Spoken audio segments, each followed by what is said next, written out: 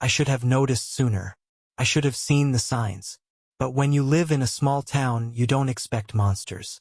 You don't think about who's watching, who's waiting. And by the time we understood what was happening, it was too late. Her name was Emily. She was 22, worked the morning shifts at Starbucks, and was one of those people who could talk to anyone without it feeling forced. She wasn't scared of people. Not at first. She had no reason to be, until he started showing up. At first, he was just another customer. A man in his 40s, maybe 50s. Balding. Pale. He always wore the same thing. A gray coat, black shoes, thick-rimmed glasses. Nothing about him stood out. Not until he kept coming back. Every morning. Same time. 7:45 a.m. And always, alone. Emily didn't think much of it at first. She served dozens of people every morning. But something about him was off. It wasn't that he was rude. He never caused problems. But he would stare at her. Not in a friendly way. Not in a normal way. His eyes never left her face. Never blinked. Like he was memorizing her. She told me about him once. Half joking. I swear. This guy never blinks. It's creepy. I laughed it off. Maybe he's just awkward. I said. I should have listened. I should have told her to be careful. But I didn't. Because we were stupid. And because we didn't realize that, by then, he already knew where she lived. One night, Emily and I were out grabbing drinks. It was past midnight when we left the bar, walking back to her place. We were talking, laughing, tipsy. And then, she froze. Her face went pale. Her eyes locked onto something behind me. I turned, and saw a man standing under the streetlight. Not moving. Not blinking. Just watching us. Him. The Starbucks guy. A cold chill crawled up my spine. He shouldn't be here. Not at this hour. Not in this part of town. Emily grabbed my arm. Let's go, she whispered. We walked fast. Turned the corner onto her street. I checked behind us. He was gone. Maybe he was never there at all. Maybe we were just drunk and paranoid. Or maybe he wanted us to see him. The next morning, Emily called me. Her voice was shaking. He left something at my door. I drove over immediately. She met me outside, clutching a folded piece of paper. Her hands were trembling. I took it from her, opened it. Just 4 words. You're more beautiful up close.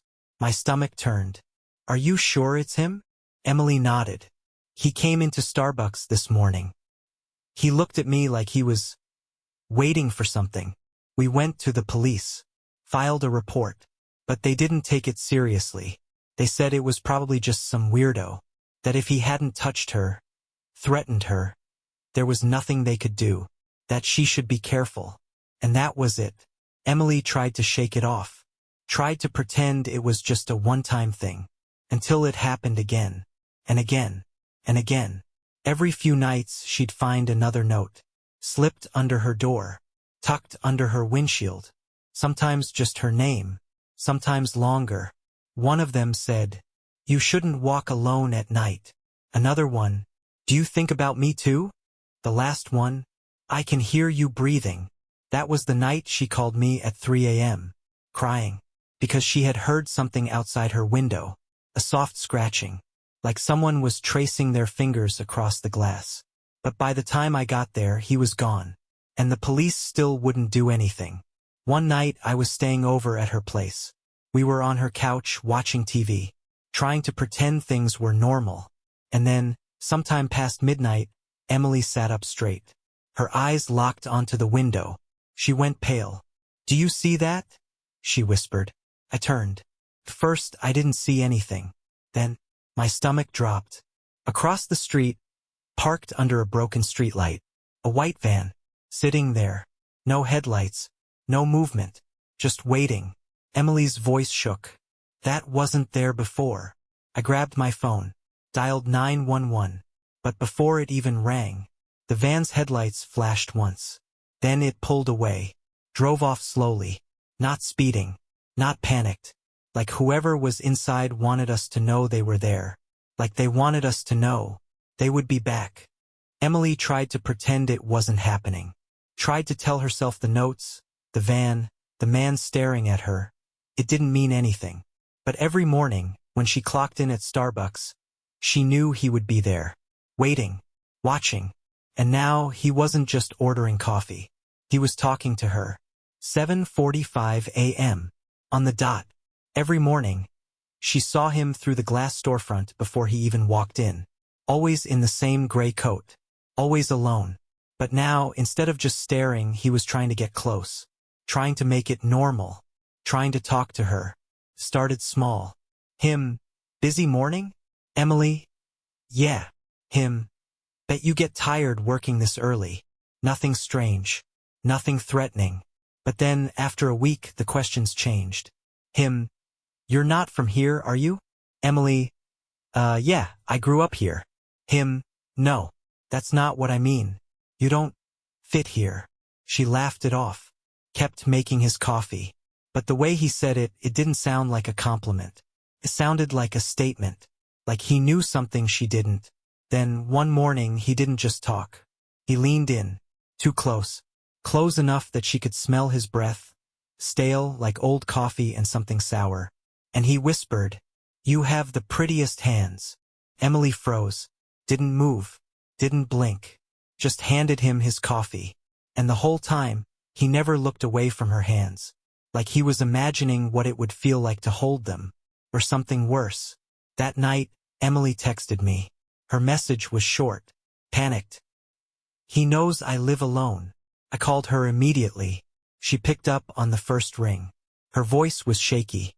"He said it today," she whispered. I felt my stomach drop. "What did he say?" Emily swallowed hard.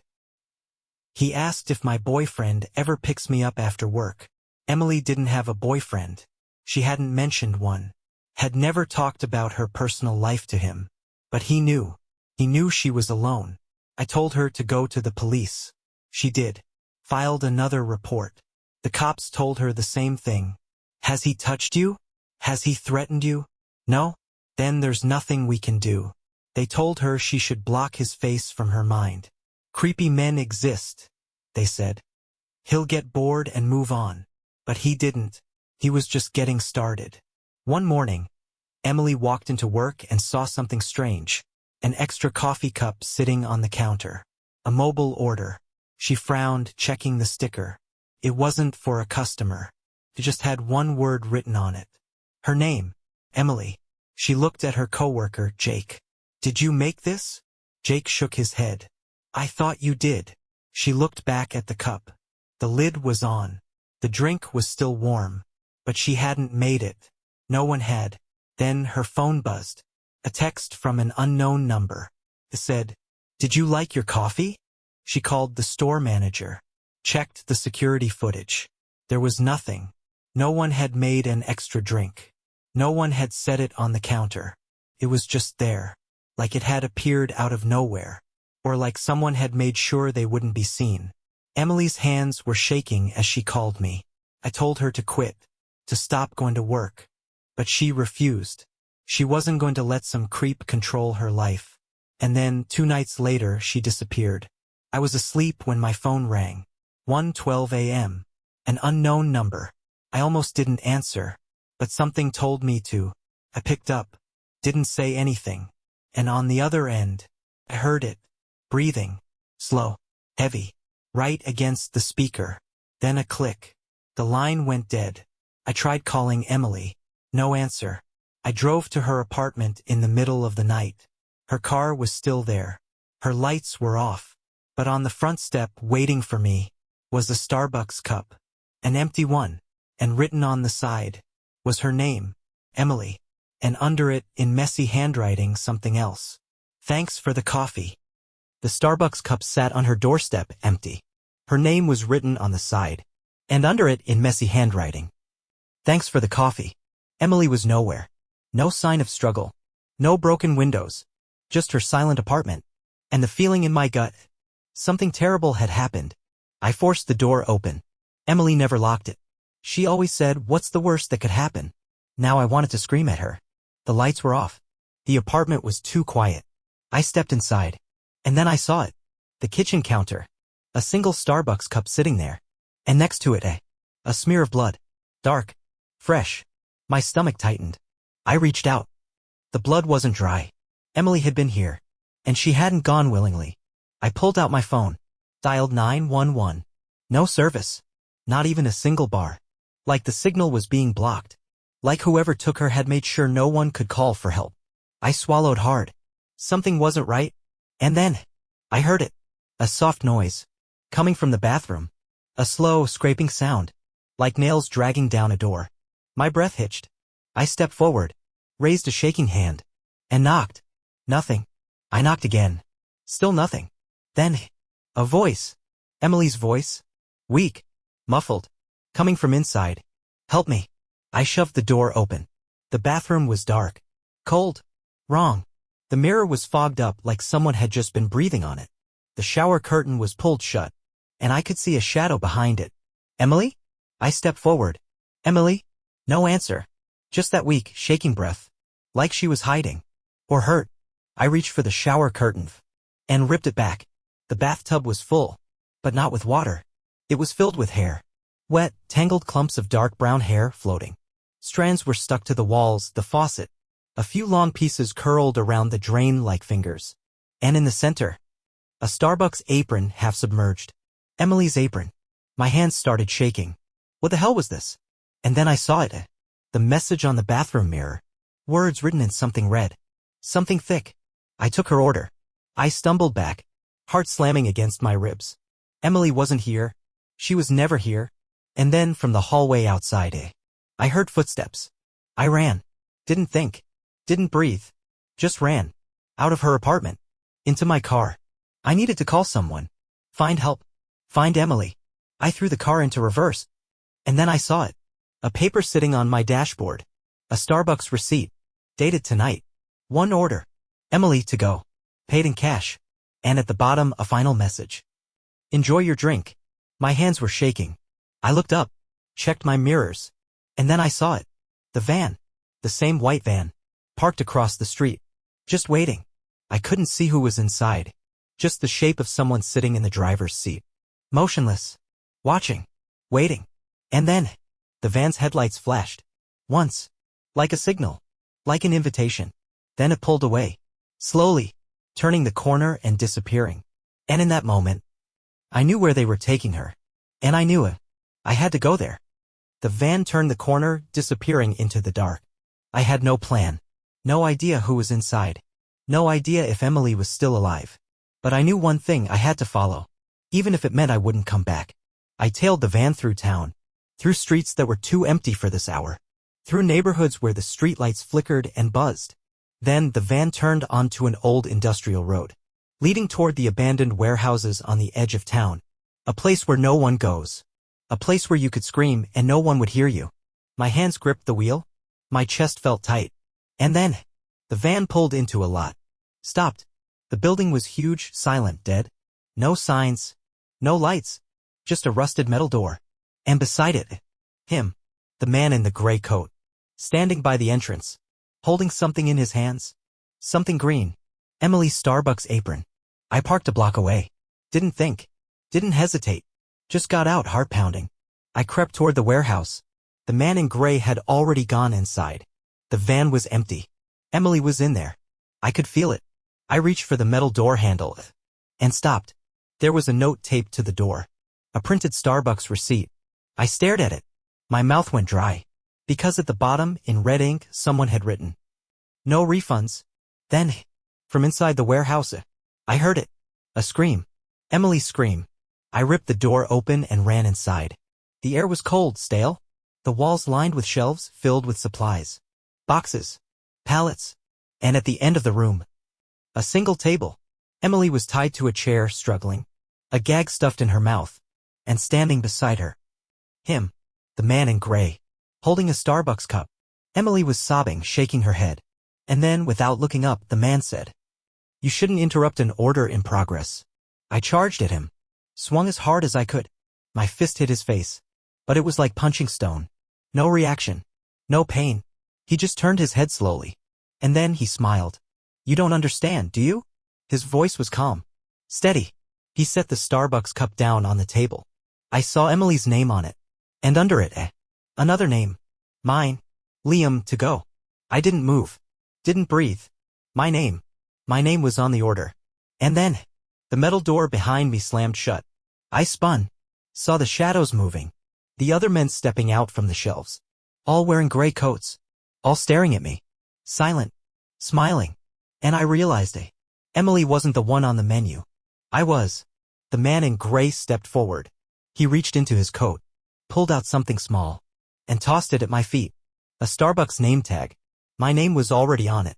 Not a sticker. Not handwritten. Engraved. Like it had always been mine. Like they had been waiting for me to put it on. I looked at Emily. She was shaking her head, crying. I could see it in her eyes. The terror. The pleading. Because she knew. She had seen the other workers. The ones who never left. The ones who never stopped smiling. She had seen what happens when you accept the job. And she knew I was about to become one of them. I had seconds. No time to think. I grabbed the hot Starbucks cup off the table and threw it in his face. He didn't scream. Didn't flinch. But his grin vanished. That was enough. I grabbed the chair, swung it at Emily's ropes. They snapped. She fell forward, gasping. The men in gray rushed toward us. I grabbed Emily's hand. And we ran. The warehouse was bigger than I thought. Hallways.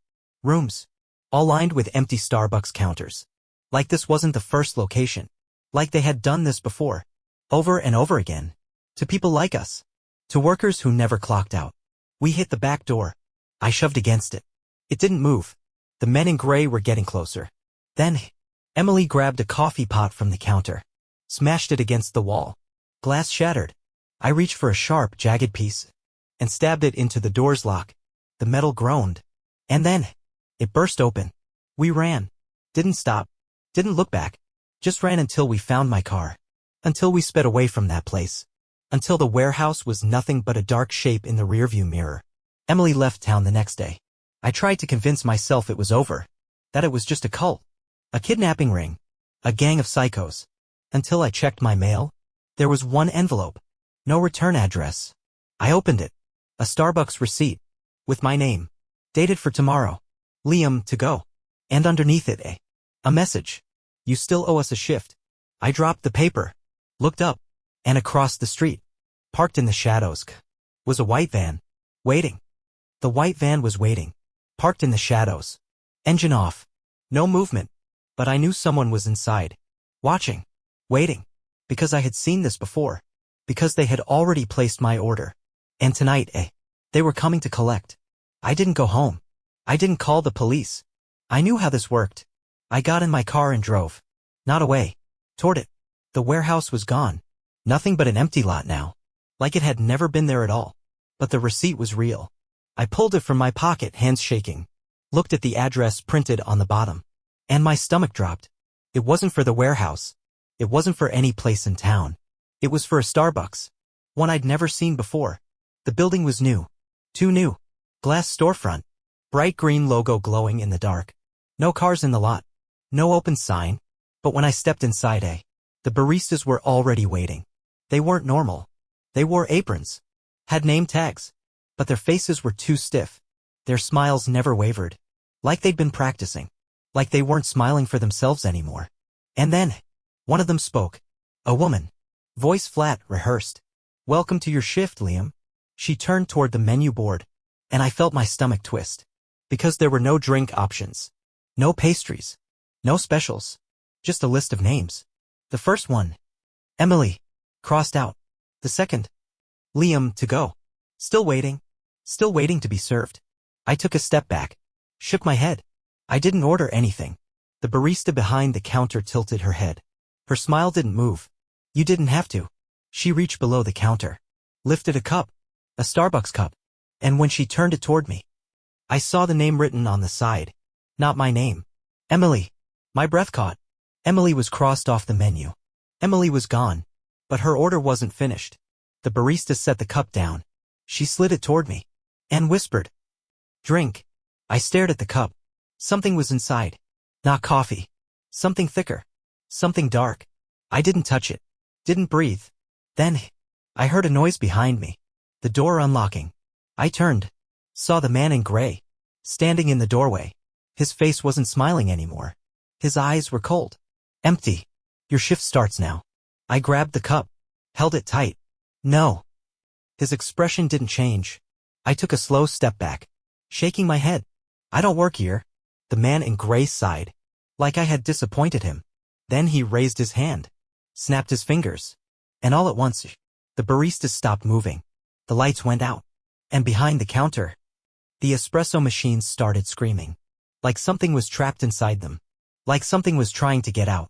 And in the darkness, I saw them, the workers who never left, stepping forward, one by one, Starbucks employees from every store, from every place that disappeared, from every shift that never ended, all staring at me, waiting. And I realized they weren't serving the drinks. They were the drinks. I ran for the door. I knew it wouldn't open, but this time it did, because I wasn't the one they wanted. Not yet, not tonight, because my name was still on the menu, and some orders take longer to prepare. I drove, didn't stop, didn't look back, and when I finally got home, I found one last receipt on my doorstep. A new order, dated for next week. Liam, to go. And this time, there was no refund, no way out, just a reminder. Some shifts never end, and some customers never leave, because Starbucks always remembers your order, and sooner or later, they always serve it.